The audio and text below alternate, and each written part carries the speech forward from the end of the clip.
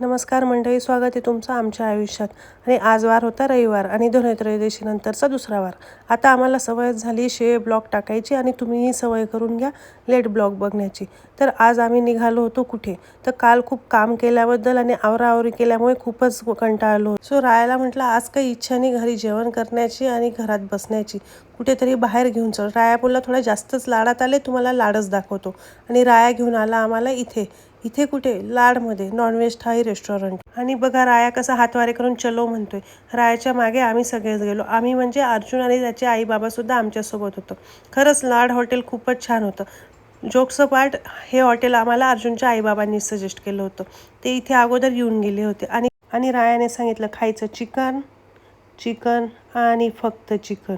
चिकनमध्ये काय स्पेशल हे आम्ही अर्जुनच्या आईबाबांना विचारलं आणि त्यांनी सांगितल्याप्रमाणे तशीच ऑर्डर. मग काय आम्ही ऑर्डरचा वेट करत होतो आणि राया आणि अर्जुन खेळत होते. राया आणि अर्जुनसाठी अर्जुनच्या आईने कार आणलेल्या होत्या, पण बाकी राया मेनू कार्डसोबत आणि अर्जुन टिश्यू पेपरसोबत.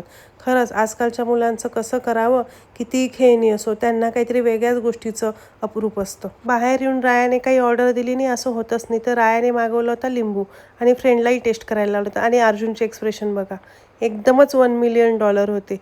आणि त्याने रायाला रिव्ह्यूही लगेच दिला, एकदम छान असं. त्याच्या हाताकडे बघा तो कसा सांगतोय वाव वाव. आणि त्याचे एक्सप्रेशन बघून रायालाही छान वाटत होतं. मग रायाचेही आम्ही थोडे मनोगत घेतले की कसा आहे लिंबू, बघा रायाच्या आईसकडे कसा सांगतोय छान छान. रायाला काही आवडलं की राया तसंच करतो. मग काय आली ना भाऊ आमची ऑर्डर. आम्ही ऑर्डर केलं होतं चिकन स्पेशल थाई. यामध्ये सुका चिकन, रस्सा, चिकन खिमा आणि सूप होतं. भाकरी किंवा रोटी याच्यामध्ये आपल्याला जे आवडेल ते आपल्याला अवेलेबल करून देतात.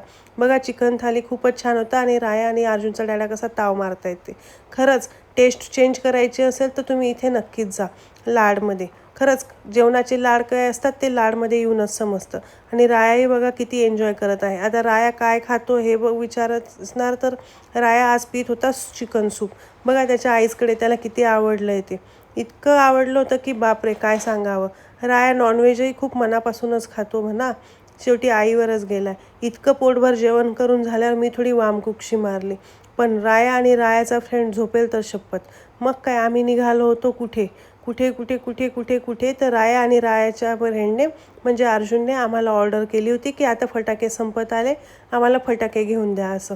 मग आम्ही निघालो होतो पुण्यात सगळ्यात स्वस्त फटाके कुठे भेटतात ते शोधण्यासाठी. आमची रिसर्च मोहीम पूर्ण होऊन आम्ही पोचलो अगरवाल फटाकेज येथे. आता हे लोकेशन कुठं आहे, पिंपरी चिंचवडमध्ये सगळ्यात स्वस्त फटाके कुठे भेटतात हे मी तुम्हाला सांगणारच आहे. आणि राया आणि रायाचा फ्रेंड खरंच खूप एक्सायटेड होता फटाके घेण्यासाठी. राया आणि अर्जुन तर खुश होते, पण मात्र आम्ही लाईन बघून थोडं टेन्शनमध्येच आलो. पाऊण तास उभं राहूनसुद्धा नंबर लागतो की नाही याचं टेन्शन होतं. बघा तुम्ही लाईन किती मोठी होती, कारण की सगळ्यात स्वस्त फटाकेही भेटतात ना इथे. पण राया आणि रायाच्या फ्रेंडच्या वशिलामुळे आमचा नंबर लगेचच लागला. मग काय रायाने आणि रायाच्या फ्रेंडने पहिले सगळे चौकशी केली, बघितलं कुठे कोणते फटाके आहेत आणि मगच शॉपिंगला चालू करे. बघा तुम्ही किती मोठा मॉल आहे ते आणि किती फटाकेज अवेलेबल आहे ते. आणि गर्दीही खूपच होती म्हणा, खूप मोठा मॉल होता. आणि खरंच खूप होलसेलमध्ये फटाके भेटत होते.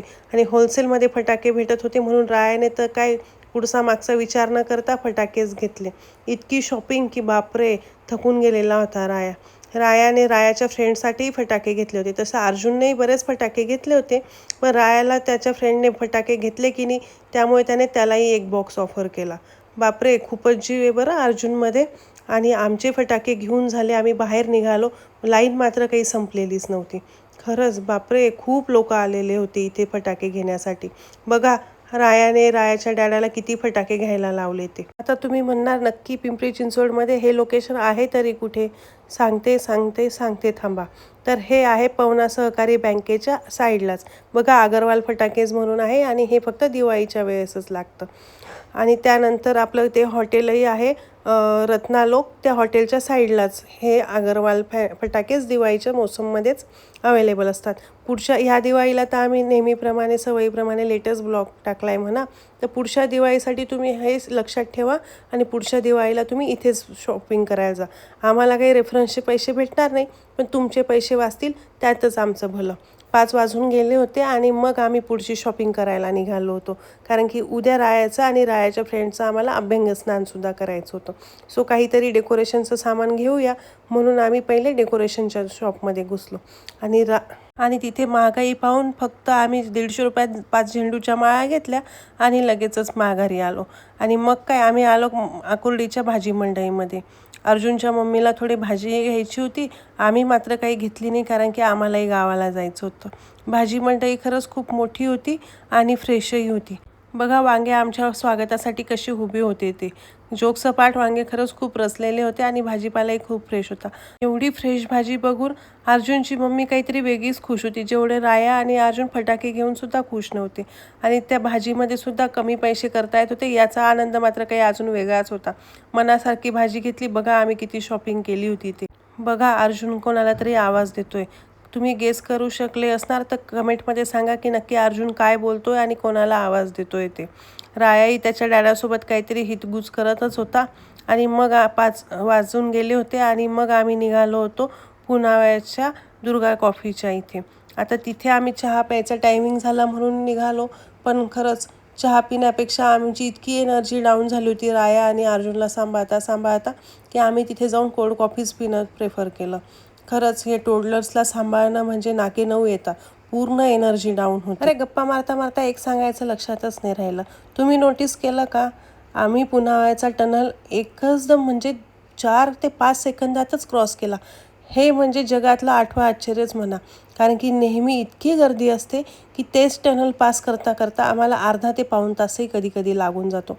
तेव्हा आम्ही हे 5 सेकंदातच टनल पास केलं, त्याचा आनंद मात्र काही निराळाच होता. खरंच हे एक ट्रॅफिकमध्ये फिरणारा पुणेकरच तुम्हाला सांगू शकतो की काय आनंद असतो ते. आम्ही दुर्गा कॉफीच्या इथे शूट करणं विसरलोच, पण घरी येऊन रायाने फटाके टेस्टिंग केले.